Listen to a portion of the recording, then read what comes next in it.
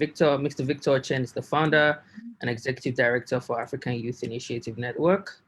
I was born in Uganda, spent 21 years as a refugee, and transformed his experiences into leading the anti-child soldiers recruitment campaign amidst the war in northern Uganda. He's one of the most important figures in Africa in the struggle for human rights and justice.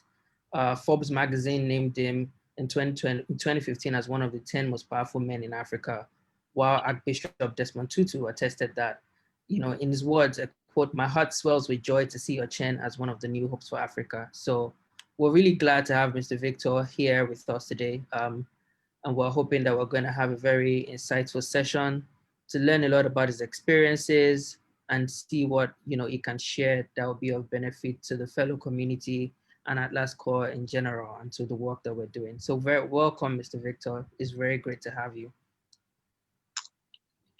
It's a great opportunity. Thanks a lot. Can you hear me? Yes, I can hear you. Okay. I'm sure everybody can, as long as I can. Yeah, I appreciate very well. Thanks a lot for your very kind introductions, and I'm delighted to join the Atlas communities. Hello, everybody. Hope you're doing well, and I send you my warmest regards from Uganda. It's beautiful. It's not snowing at all.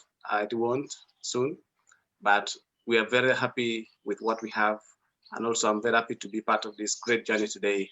I look forward to a very fruitful discussion with you and to learn so much more from your wonderful work. Thank you very much. Thanks for welcoming me. Great. Thank you very much. Just before we start the session, just a few housekeeping rules. Please, everybody mute your mics, and you can use the chat box when you want to ask any questions, or just use the reaction buttons. Also, the session will be recorded live, and it's also live on Facebook, so everybody can go back to watch it after we're done. Great. So for the next 30 minutes thereabouts, I'm just going to, we have a few questions, a couple of things that we want to learn from you, Victor. And so I'll ask you a couple of questions, and hopefully from your responses, we can learn a lot. So first thing that I wanted to ask, because reading your story was very inspirational. I must say you have a very inspirational story.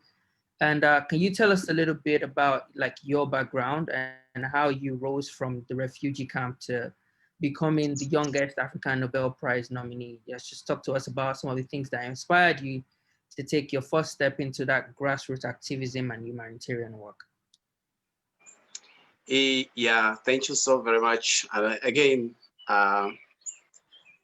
platforms like this is a good opportunity to also look back into ourselves and reflect on how far we have come. Sometimes I wonder if the intro being made of me is myself. So I'm always grateful and delightful that things like that creates a lot of opportunities for me to understand how far we have come, but also how much longer can we go.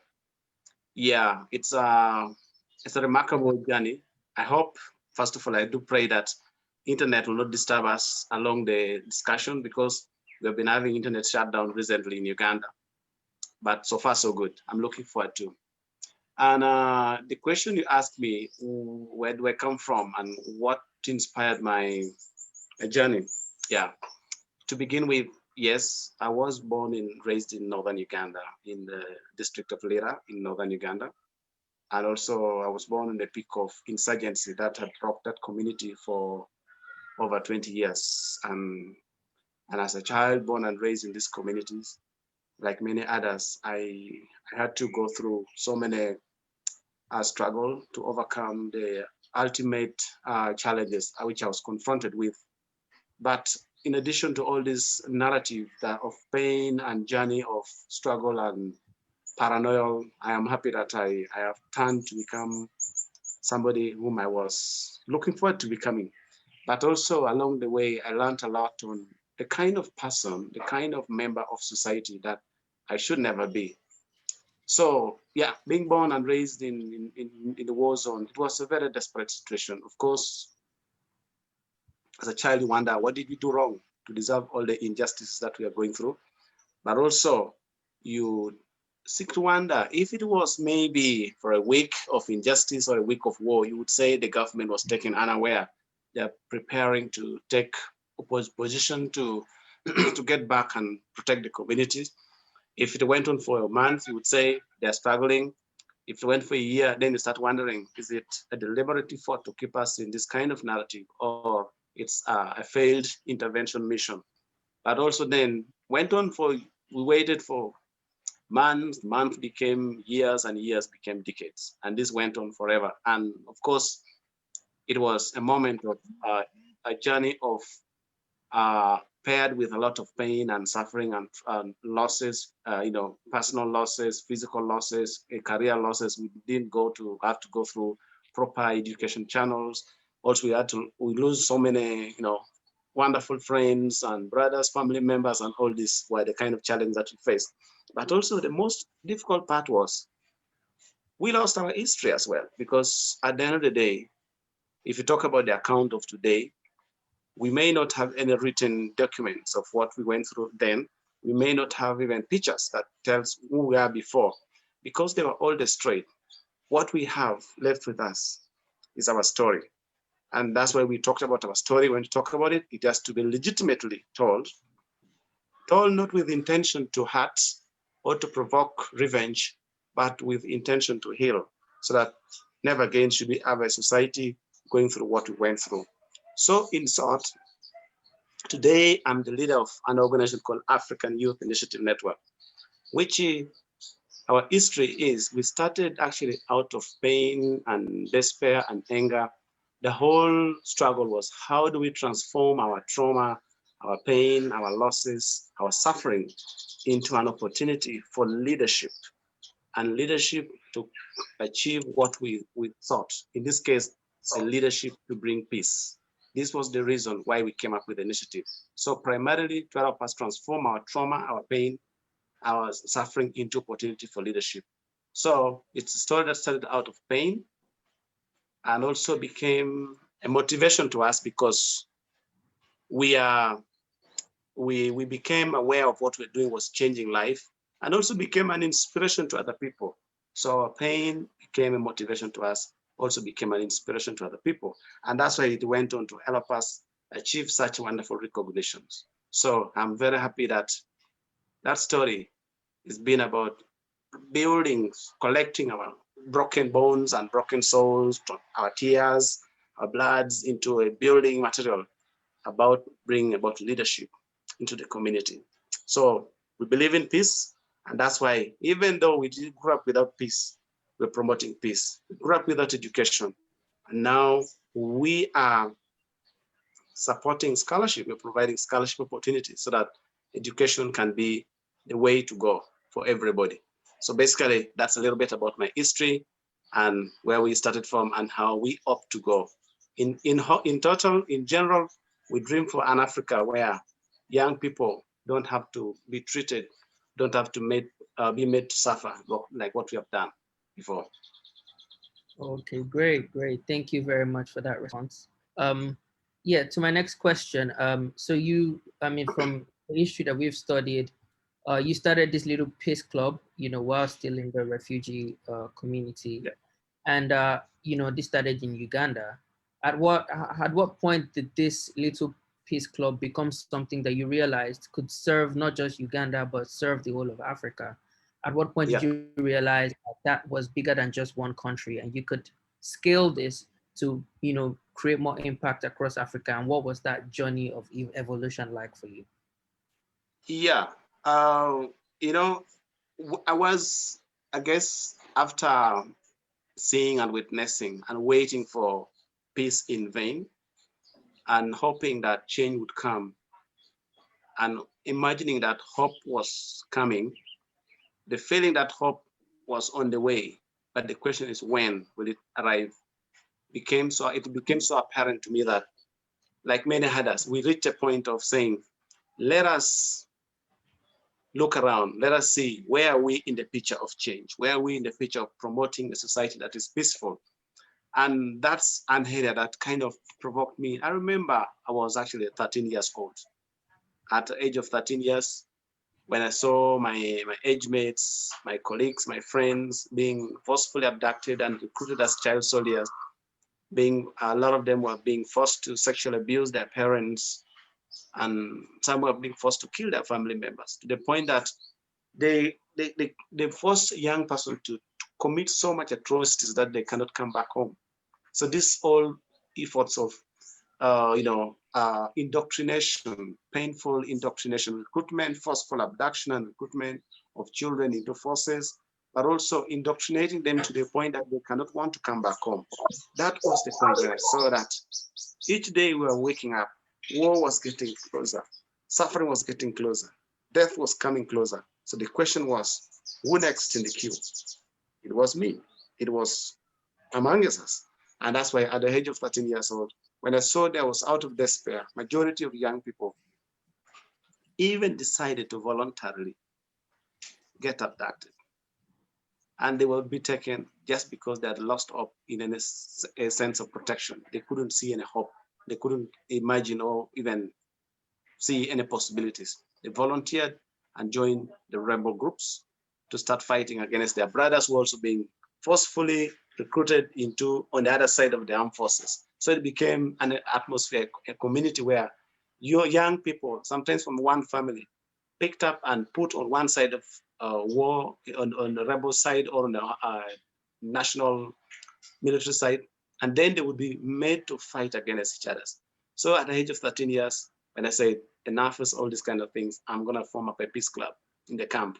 And primarily was to help me deter any motivation or any inspiration by young people who wanted out of despair to become fighters, to pick up guns to fight.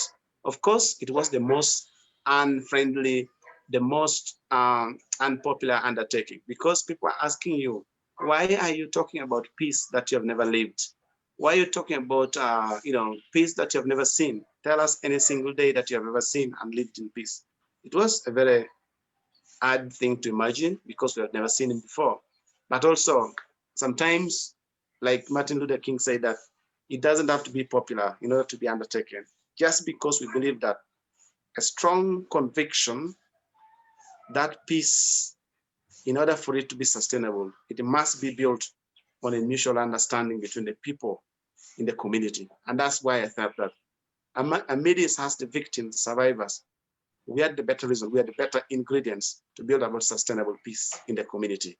And that's where I took up initiative at the age of 13 years old, which was something unimaginable. Of course, you can also wonder, what were you doing when you were 13 years old? What did you do?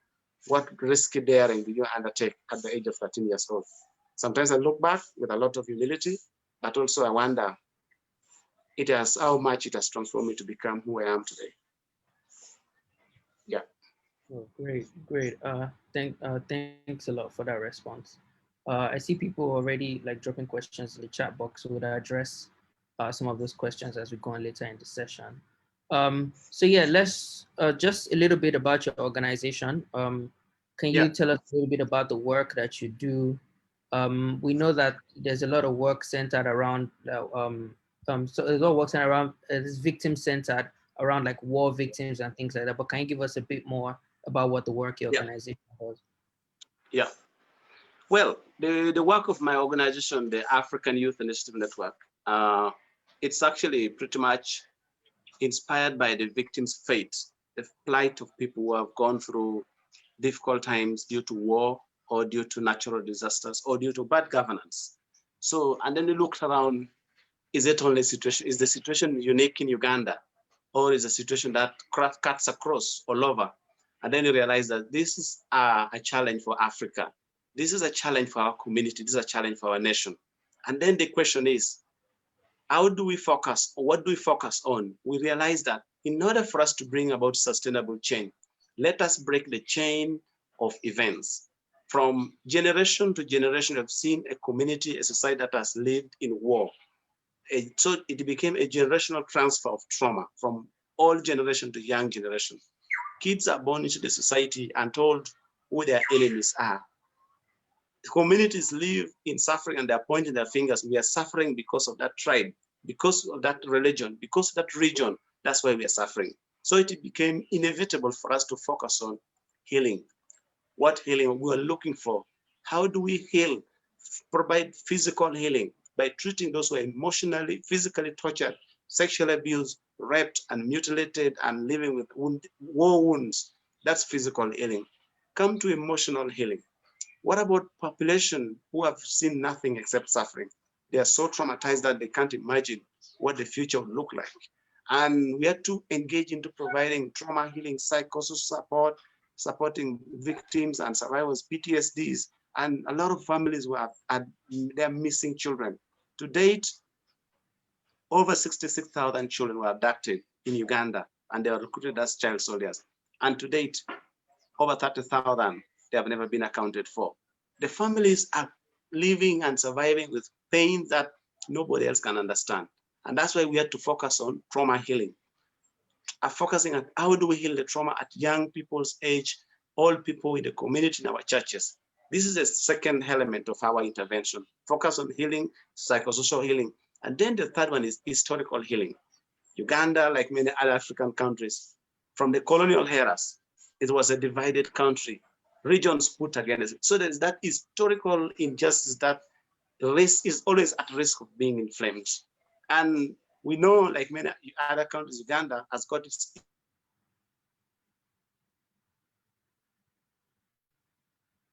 Oh, seems the intern. Okay, sorry, you froze for a second there, but you're back now. yeah, somebody was trying to call me. So what I was saying is Uganda is like any other African countries, has got an issue that can be inflamed. So we need to do everything within our power to address the historical injustices that have not been addressed, on one conviction that even though we are not responsible for the past injustices in Uganda and in Africa, it is also our responsibility as young Africans or Africans of this generation to make sure that it does not happen again. So it comes down to us with a responsibility. We are not responsible for the past injustices, but it is our responsibility to make sure that it does not happen again. So this is why over the last 20, this is our 16th anniversary, 16 years. The last 16 years, we have provided reconstructive surgical rehabilitation to over 25,000 victims of war.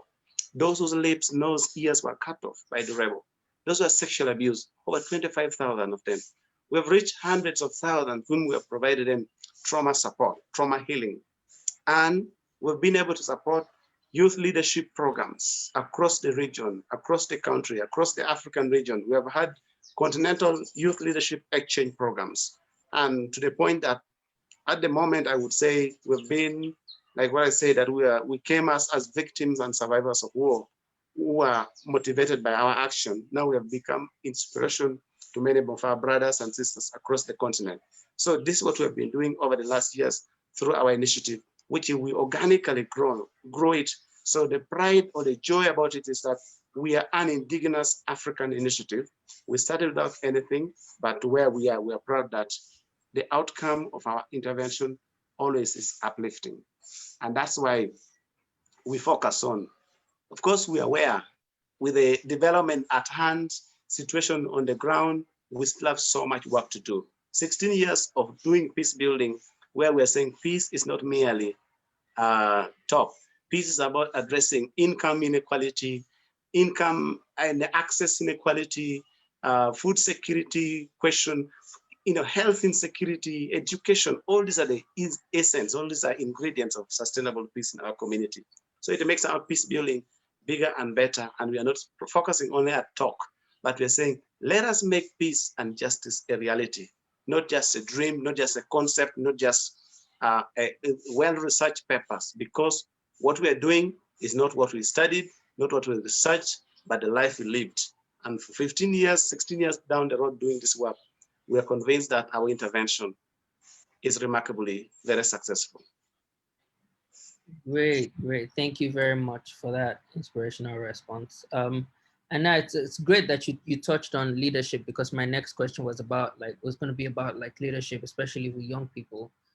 So in the past, you've spoken about the gap in the perspective between, our current leaders and, the young generation, pretty much. I mean, in one of your interviews that I listened to in preparing for this session, you had stated that the image the young people have of leadership is terrible. And in the same way, when leaders hear about young people, they hear, they say they're complainants, abusers, protesters, extremists. And you did state that these two sets of people must work together if we must progress as, you know, a nation or as a continent. So my question is, how do you think young people, you know, like the, you know, Atlas Core Fellows and other young people can begin to work together to bridge that gap and, you know, earn the trust of the current leaders and also prepare themselves to, you know, take leadership in the future? Yeah.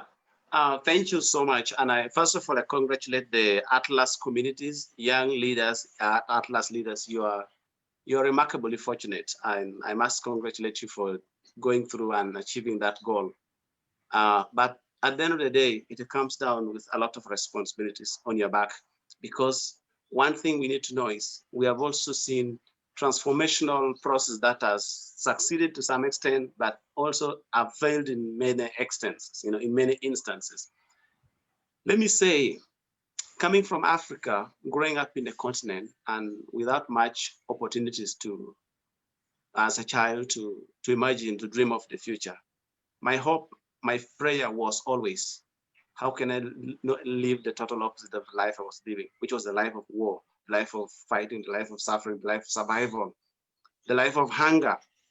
And if you have never imagined, like Gandhi also said, that the worst form, hunger is the worst form of injustice ever. You can be tortured, you can be beaten, you can even be killed, but he who stabs you is the worst.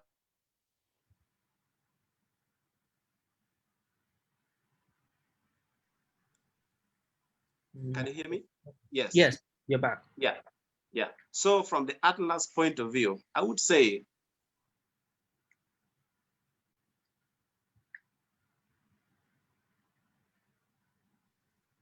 somebody is to call me instant non-stop. Huh?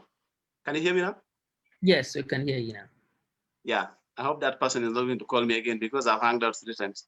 So uh, the opportunity you have at and as Atlas community members is actually at a point when there's a growing stigma world over, a growing stigma, and then there's that increased intergenerational ridicules and mockery among across the world, actually, in a way that the stigma against your gender, your race, your religion, your ethnicity, all these kind of things, it's really a pain that we have to handle. It's really a struggle that we cannot let go. But also something that I see over the time, yes, the world is celebrating, the world has become younger, especially Africa. But also there's a growing intergenerational tension. There's a looming intergenerational confrontation. We have seen where you find there's a generational resistance mood, intergenerational resistance mood. The old are ready to resist the young, and the young are ready to confront the old. So this resistance mood, it undermines the question of collective leadership. So my task to you would be, as the Atlas community members, how do we address this intergenerational resistance that is growing? From our side, from what we have done for over the last years, how we have worked at a grassroots to a national to international level, we have seen that the best way is to, first of all, work towards healing our society, heal our community, heal the historical injustices that has never been addressed. We have to deliberately put forward, whether at a grassroots, at a national, or at a global platform. We have to bring this question of unaddressed historical injustices to the table in order for us to heal. This would be breaking the historical dilemmas of injustice that has not been addressed, so that we let go the steam, the increasing dilemma of anger that is always boiling. That is one, work towards healing. We need to heal. We have seen what can go wrong, even in the best, so-called best democracy like in America. Until we heal, we are always on a temporary justice or temporary development. That's one. And then the second thing, which is a new concept we're trying to popularize, is how do we promote intergenerational co-leadership? Intergenerational co-leadership. It is important to us because, one, the intergenerational co-leadership looks at appreciating that the whole people have got the wisdom, the kindness, the experience that we need. And also the young people have got the energy agility and that dynamism that is needed. We really need to do this. And I look so much forward to working with wonderful people like you to promote the global concept of intergenerational co-leadership. We live together in order to sustain our development. I see wonderful people from Indonesia. I must say, I love you. You are all over the world. And there's nothing more blessing than to have a powerful network like Atlas Community. But also, let me remind you that there is, of course, we've seen what Corona has taught us that, we are all vulnerable. We are all fragile as a human race. We cannot claim that we are progressive, we are doing well if one of us is suffering.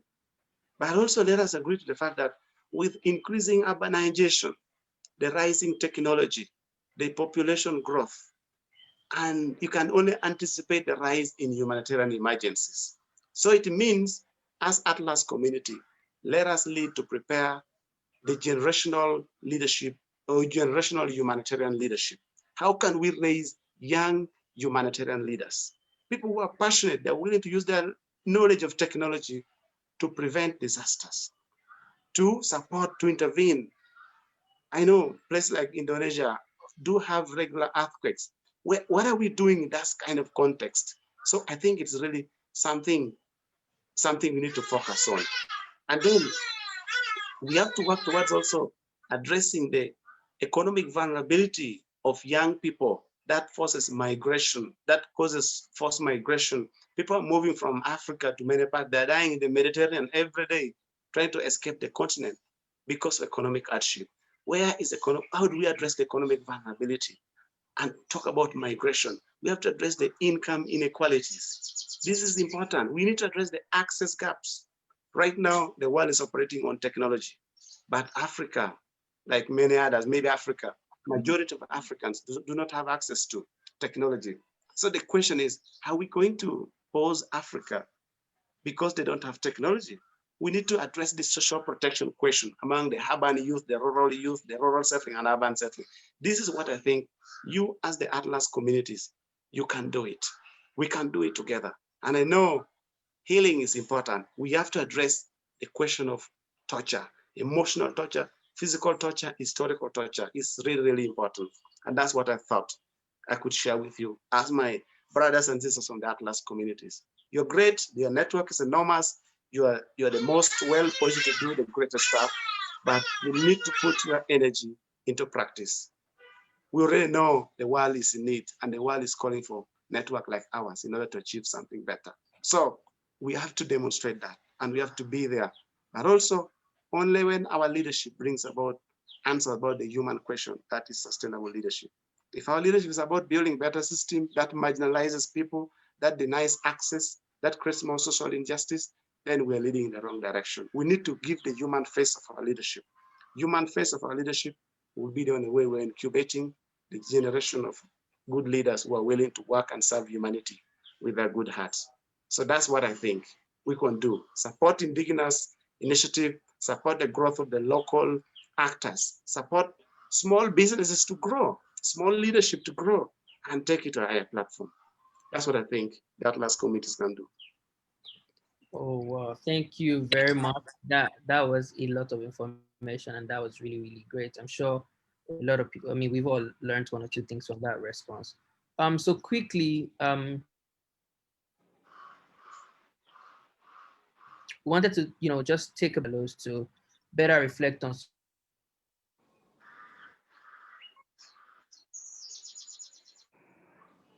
of the with us so far.